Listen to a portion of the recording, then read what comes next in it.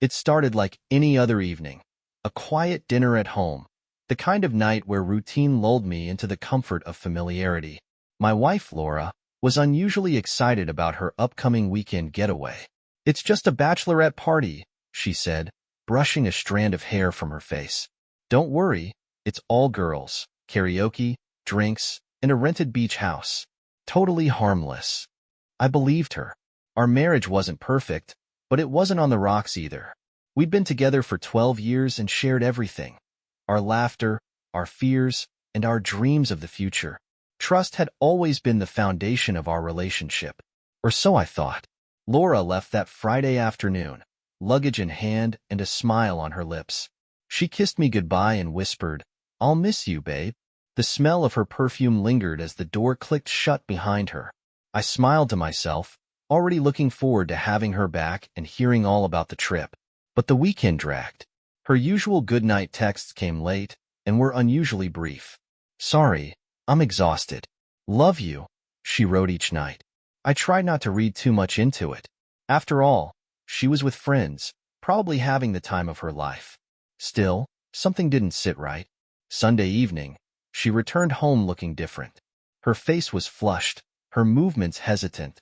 "Tired," she explained when I asked if everything was okay. I chalked it up to too much partying and let it slide. Over the next few weeks, life returned to normal. Or so it seemed. But Laura had grown distant, distracted, like her mind was somewhere else. Small things started to gnaw at me. Her phone was glued to her hand, and she was more guarded with it than usual. She began skipping our usual Friday movie nights, claiming work was piling up. The final straw came when I stumbled upon a receipt in her purse for a high-end boutique I knew she'd never shopped at before. The date? The weekend of the bachelorette trip. The item? A men's designer watch. "Who's it for?" I asked casually over dinner, holding up the receipt. She froze, her fork hovering midair. Her laugh was forced, brittle. "Oh, that's for my brother's birthday," she stammered. But her brother's birthday had been 6 months earlier. I didn't press her. Instead, I decided to wait, to watch, to uncover the truth. And it wasn't long before I found it. The unease settled in like a weight on my chest, one that grew heavier with every passing day. Laura's explanations for her newfound secrecy began to wear thin. Work meetings, late-night calls, and last-minute errands became her routine. I told myself I was overthinking it, that I was just being paranoid. But deep down, I knew something was wrong. One night, as Laura sat on the couch scrolling through her phone, I noticed how she tilted the screen away whenever I glanced in her direction. It was subtle, almost unnoticeable, but I caught it. My stomach churned. "Everything okay?" I asked, trying to keep my tone casual. "Yeah," she replied without looking up. "Just texting Ashley. She's going through a lot." Ashley was one of her closest friends, so I didn't question it further. Still, the seed of doubt had already been planted. A few days later, while Laura was in the shower, I did something I'd never done in our 12 years together. I checked her phone. I hated myself for it, but I couldn't shake the gnawing suspicion. My hands trembled as I unlocked her phone, knowing her password by heart. It felt like crossing a line I could never uncross. What I found wasn't blatant, but it was enough to make my blood run cold. A series of deleted messages between her and a contact saved under the name Hannah. But the few texts she hadn't erased were suspicious. "Laura, it can't happen again. We were reckless." "Hannah, don't stress. No one will find out." Reckless? About what? I stared at the screen, my mind racing. When Laura stepped out of the bathroom, towel-wrapped and humming to herself, I quickly put the phone back where I found it. I couldn't confront her yet. I needed more. I started paying closer attention. It didn't take long for the cracks to deepen. On another evening, Laura left for one of her late meetings, and I decided to follow her. I felt like a character in one of those cheesy detective movies, lurking in my car a few blocks away from our house. It wasn't something I was proud of, but I had to know the truth. Laura didn't go to her office. Instead, she drove to a quiet bar on the other side of town. She parked, got out, and walked inside. Moments later, a man joined her. He was tall, broad-shouldered, and casually dressed, someone I'd never seen before. They laughed, leaned in close, and touched in ways that felt far too intimate for mere acquaintances. I stayed in my car, frozen. Watching them together was like being stabbed repeatedly in slow motion. After about an hour, they left the bar together and disappeared down a dimly lit alleyway. I wanted to confront them right then and there, but my anger warred with a crushing sense of disbelief. How had we gotten here? How had the woman I loved become someone I barely recognized? When Laura came home that night, her hair slightly disheveled and the faint smell of cologne on her clothes, I didn't say a word. My silence wasn't forgiveness, it was strategy. I needed to understand how deep this betrayal went before I made my move. And then, one night, fate handed me the final piece of the puzzle. It was a quiet Thursday evening when the bombshell dropped. Laura had gone to bed early, claiming exhaustion, and I was left alone in the living room, scrolling aimlessly on my laptop. A notification caught my attention, a promotional email from the DNA testing company I'd used for a family ancestry project a few years back. I hesitated, staring at the email. A wild thought took root in my mind. It was crazy, paranoid, even, but it wouldn't let go. Laura and I didn't have kids, but the thought of her betrayal suddenly made me question everything. I wanted proof of her deceit, something undeniable. Maybe it was stupid, but I decided to order the kit. The following weeks blurred together as I played the part of the oblivious husband. Laura acted as if nothing had changed, even though I knew better. Every time she laughed or smiled, it felt like a dagger to my chest. But I kept my cool. I had to. The DNA test was my secret weapon, though I still wasn't sure how, or if, I'd use it. Then, the unexpected happened. One Saturday morning, Laura sat across from me at the kitchen table, her hands fidgeting with the edge of her coffee mug. "I need to tell you something," she said, her voice trembling. My stomach dropped. Was this it? Was she finally going to admit it? "What's going on?" I asked, keeping my tone neutral. She hesitated, avoiding my gaze. "I've been feeling off lately. I went to the doctor yesterday, and, I'm pregnant." Pregnant. The word echoed in my mind, bouncing off every corner of my brain. I should have been thrilled, but all I felt was a cold wave of suspicion. "That's unexpected," I managed to say, forcing a smile. "How far along?" "Just a few weeks," she replied, her voice barely above a whisper. "I wanted to tell you sooner, but I wasn't sure until I got the results." A few weeks. My thoughts flashed back to her bachelorette weekend, to the man at the bar, to every late-night excuse she'd given me. "This is amazing news," I said, hiding the storm raging inside me. I stood and wrapped her in a hug, though the warmth I usually felt holding her was gone. "We're going to be parents." She sniffled against my chest, her body trembling. "I know it's sudden, but I hope you're happy." I wasn't. Not yet. In the weeks that followed, I played my part perfectly. I went to doctor's appointments, held her hand, and discussed nursery ideas. I even smiled as we shared the news with family and friends. But behind the facade, I was waiting. Waiting for the DNA test results that would finally give me the truth. When the results arrived in the mail, I opened them alone in the garage, my hands trembling. The words on the page confirmed everything I'd feared. The baby wasn't mine. The world seemed to tilt, and I had to grip the edge of my workbench to steady myself. I stared at the paper, the words blurring as hot tears filled my eyes. My wife, the woman I'd loved and trusted, had betrayed me in the worst way possible. And now there was proof. I sat in the silence of the garage for what felt like hours, the weight of the truth pressing down on me. This wasn't just a mistake. It was a deliberate act of deceit, and I knew I couldn't let it go unanswered. The first crack had turned into a fracture. Now, it was time for the collapse. The DNA test results burned in my pocket like a brand as I walked back into the house. Laura was in the kitchen, humming softly as she arranged flowers in a vase. The sight of her, so serene and carefree, made my stomach churn. How could she be so at peace while carrying a lie this heavy?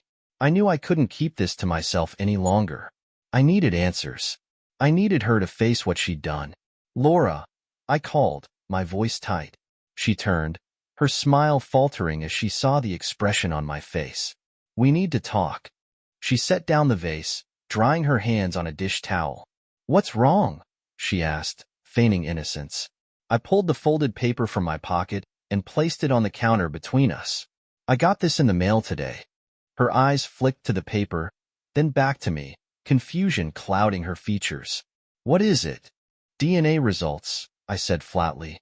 I wanted to confirm the pregnancy, make sure everything was okay. Imagine my surprise when I found out the baby isn't mine. Her face paled, and the dish towel slipped from her fingers. What are you talking about?" "Don't lie to me, Laura." My voice rose, sharper than I intended. "I know everything. The bachelorette weekend, the man at the bar, the deleted messages. You've been cheating on me, and now you're carrying his child." Tears welled in her eyes, but they didn't move me. I wasn't going to let her manipulate me with crocodile tears. I didn't mean for this to happen," she stammered. "It was a mistake, just one night. I thought we could move past it. I thought." "You thought I'd never find out." I cut her off, my voice dripping with venom. "You thought you could lie to my face and make me believe this was my child." Her tears spilled over as she reached for my hand. I stepped back, shaking my head. "Don't. Just don't." "It didn't mean anything," she pleaded. "It was stupid, and I regret it every single day. But I love you, and I need you to understand that." "Understand?" I barked out a bitter laugh. "You want me to understand why you betrayed me?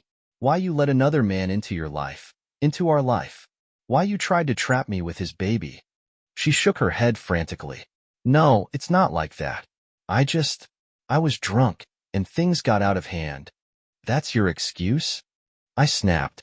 "Drunk and things got out of hand?" "You don't accidentally sleep with someone, Laura. You made a choice." The room was heavy with silence as her sobs filled the space. I wanted to feel anger, to lash out, but all I felt was a deep, gnawing emptiness. The woman standing before me wasn't the Laura I thought I knew. She was a stranger. Finally, I broke the silence. "You need to leave." Her head shot up, her tear-streaked face full of panic. "What? No. Please, we can work through this." "There's nothing to work through," I said coldly. "You destroyed this marriage the moment you decided I wasn't enough for you." "Please," she begged, her voice breaking. "I'll do anything. I'll cut him out of my life. I'll raise the baby alone if I have to.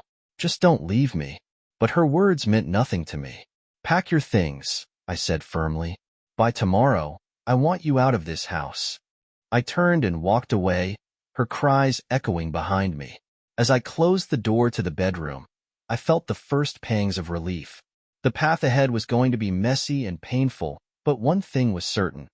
I wasn't going to let her betrayal define me. The next morning, the house was eerily quiet. Laura's presence loomed in every corner, her perfume lingering in the air, her shoes neatly by the door, her coffee cup still on the counter. It all felt like a cruel joke, a mockery of the life we'd built together. I didn't see her that morning, and honestly, I preferred it that way. I needed space, clarity, and time to figure out my next move. But as the hours dragged on, my phone buzzed relentlessly with calls and messages from her. I didn't answer a single one. Instead, I started making arrangements.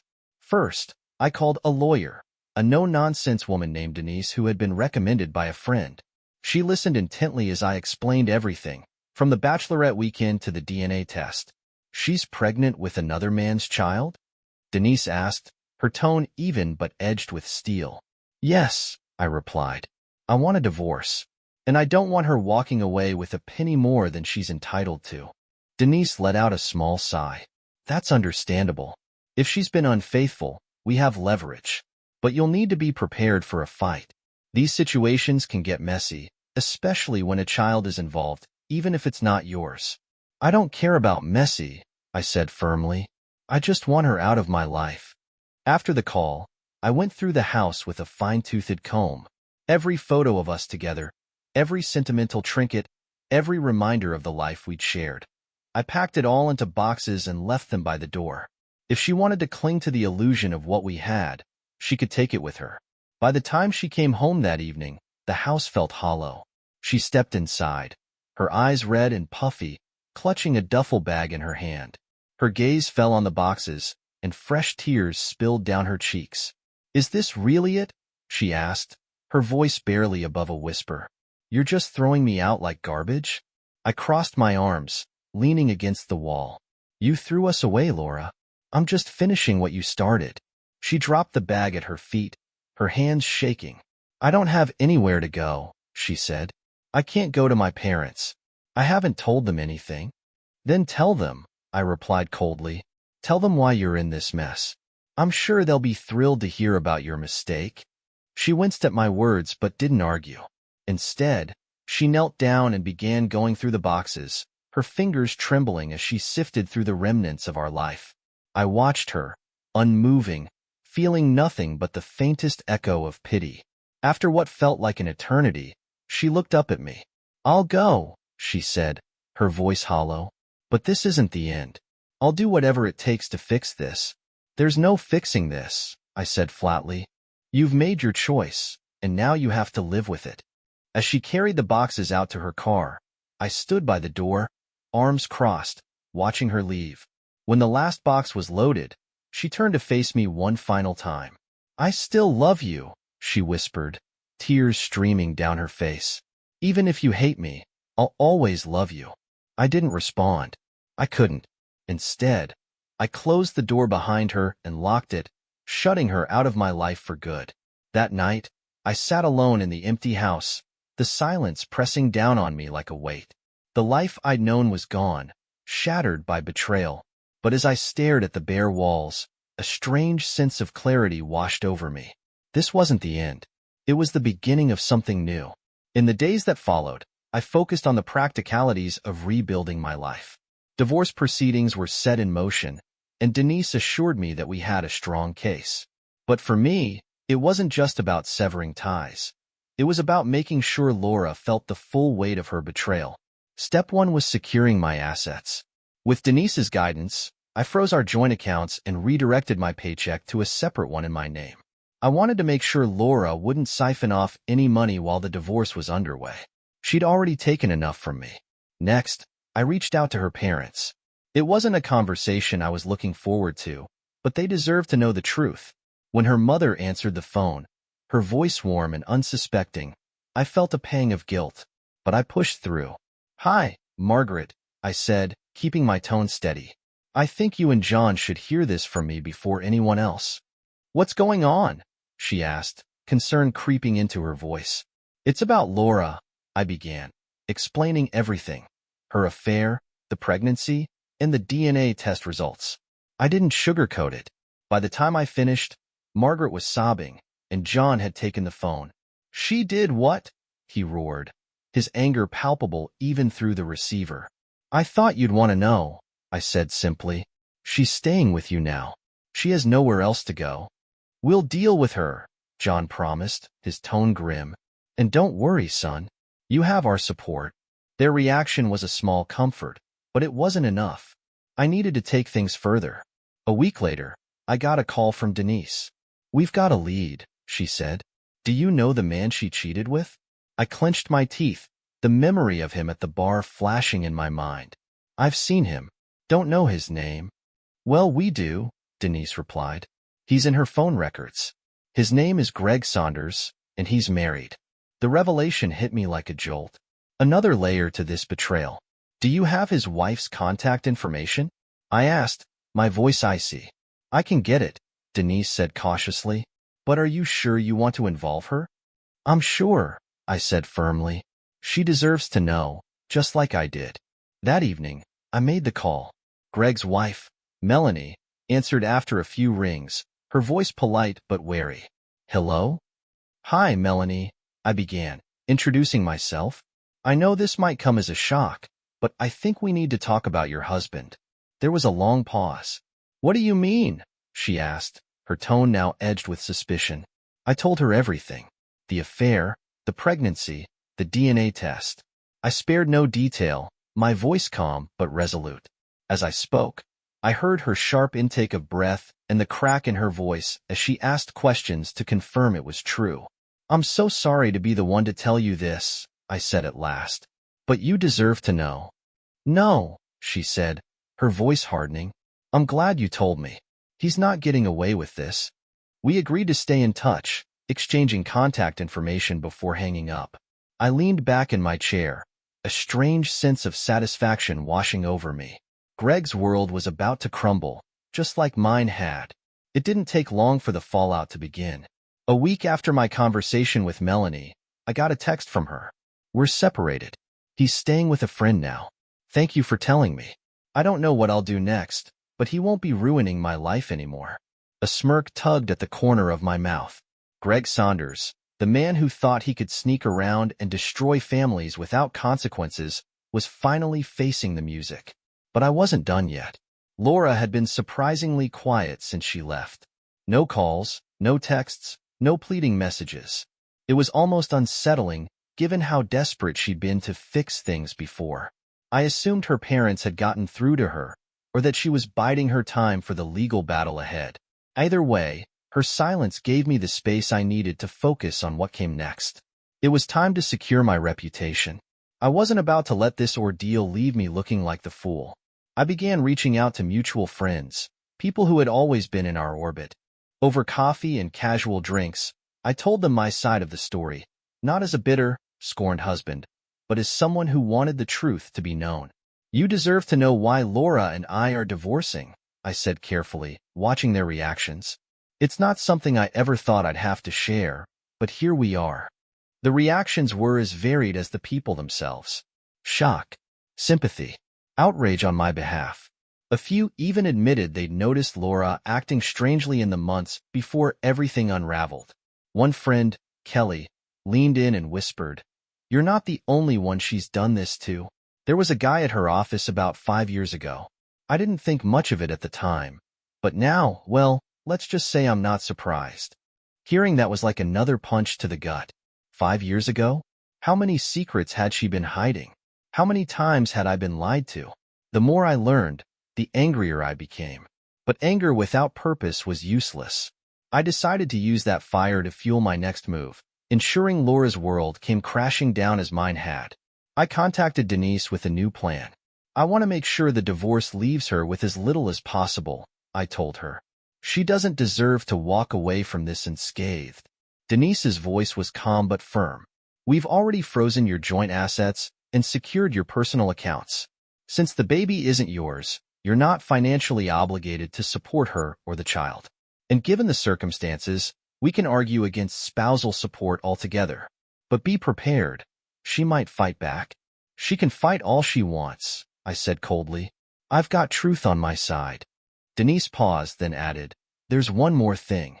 If we can prove she spent joint funds on her affair, hotels, gifts, anything like that, it strengthens your case. Do you have access to old bank statements or credit card bills?" It was like a light bulb went off in my head. "I'll get them," I promised.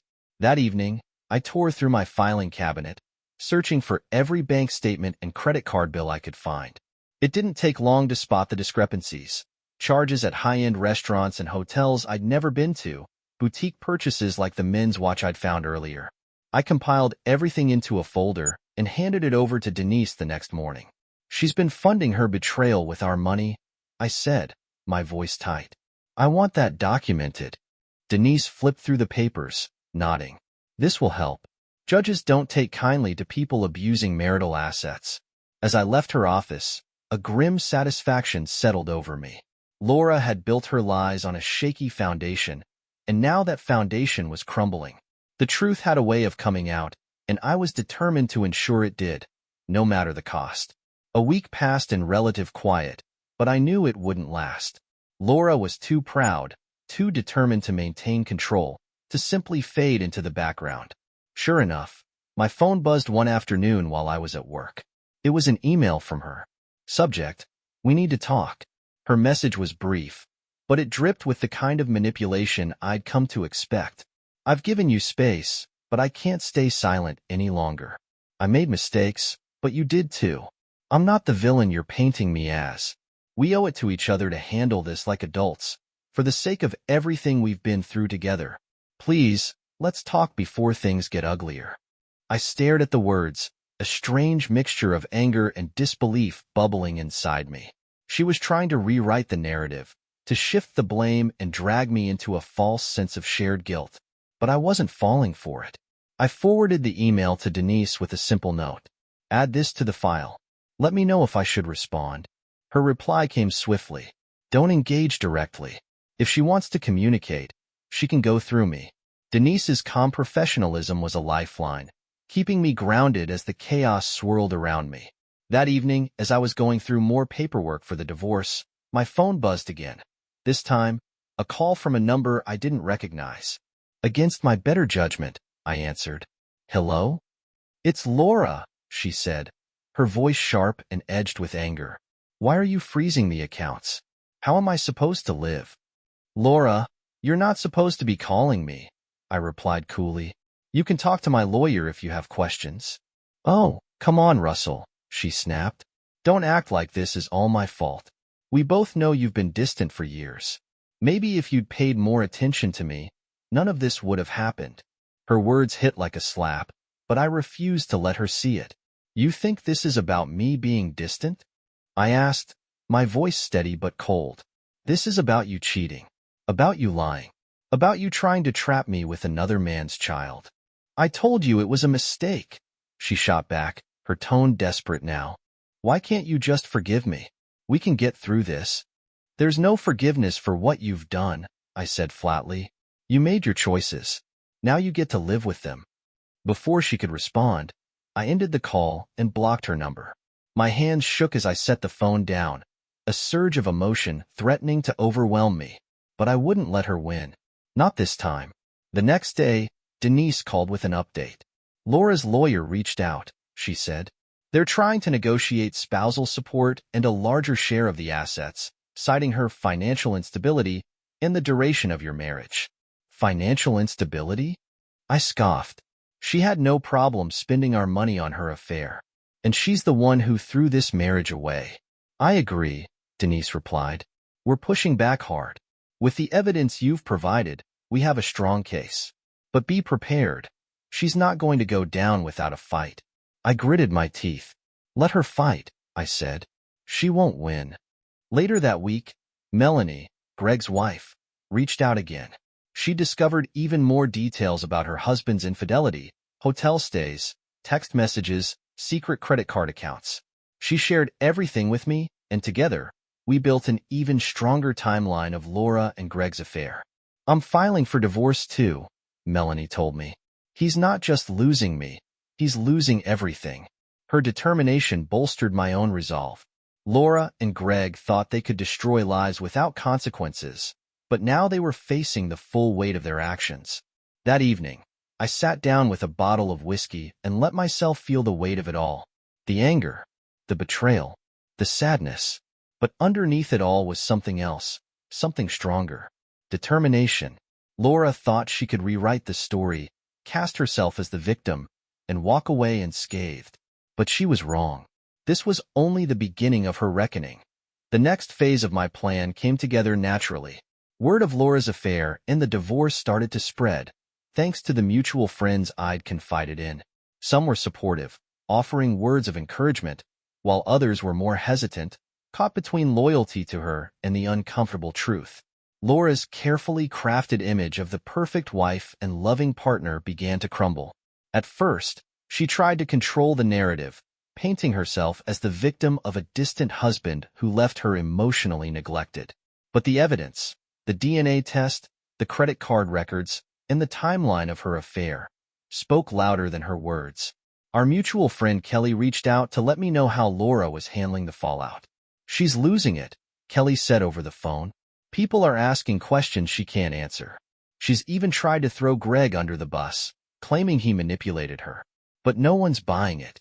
It was satisfying in a way. Laura had built her life on lies, and now those lies were consuming her. I knew I couldn't avoid a confrontation with Greg forever. It came sooner than I expected. One evening, as I was leaving a hardware store, I spotted him in the parking lot. He was walking toward his car, his shoulders hunched, looking far less confident than the man I'd seen with Laura months ago. Greg, I called out, my voice sharp and commanding. He froze, turning to face me.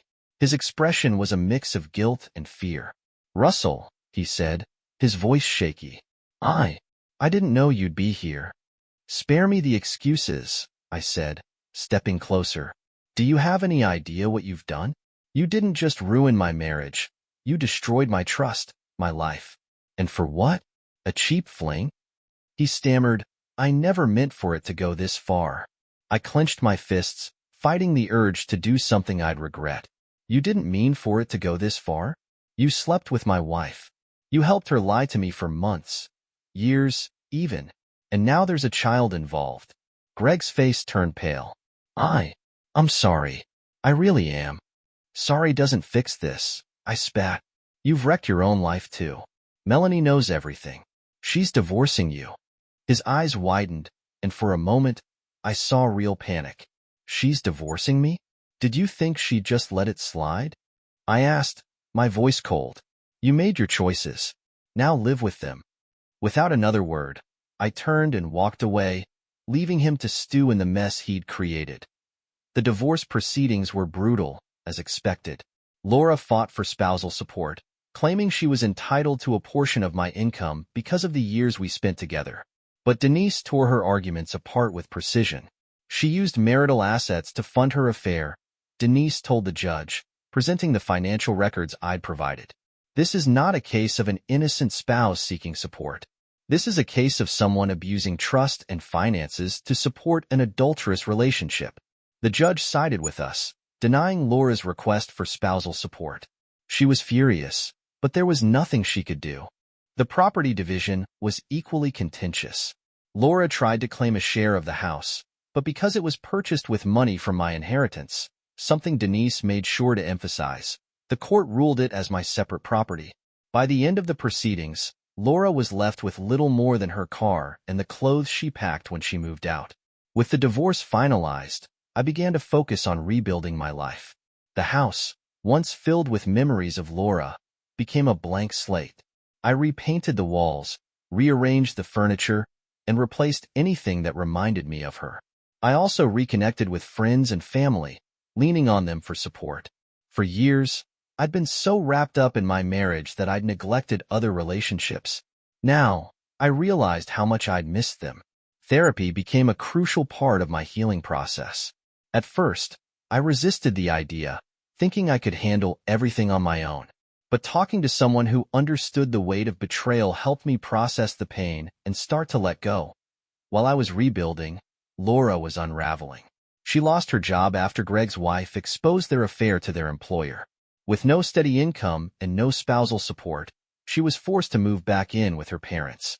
Mutual friends told me that Laura was struggling to adjust to her new reality. She looks like a shadow of herself, Kelly said during one of our chats. I think she thought she could come out of this unscathed, but now she's realizing how much she's lost. It wasn't satisfying in the way I thought it would be. Seeing her suffer didn't erase the pain she caused me, but it did affirm one thing. She was facing the consequences of her actions. Months turned into a year, and I found myself in a place I never thought I'd be, hopeful. The pain of betrayal had dulled, replaced by a quiet determination to make the most of my second chance at life. I started dating again, cautiously at first. It wasn't easy to open myself up to someone new, but I met a woman named Sophie who was kind, understanding, and patient. She knew my story and never pressured me to move faster than I was ready for. For the first time in a long time, I felt like I could breathe again. One day, out of the blue, I got an email from Laura. It was long, rambling, and full of regret. She apologized for everything, admitted she'd been selfish, and begged for forgiveness. I read her words carefully, feeling a strange sense of detachment. I didn't hate her anymore, but I didn't pity her either. I simply didn't feel anything. I replied with a single sentence, I've moved on. I suggest you do the same. Hitting send, I felt a weight lift off my shoulders. This was it, the final chapter. As I looked around my newly renovated home, I realized that Laura's betrayal didn't destroy me, it set me free. I wasn't the same man I was before, but maybe that wasn't a bad thing. This was my life now, and for the first time in years, it was mine alone.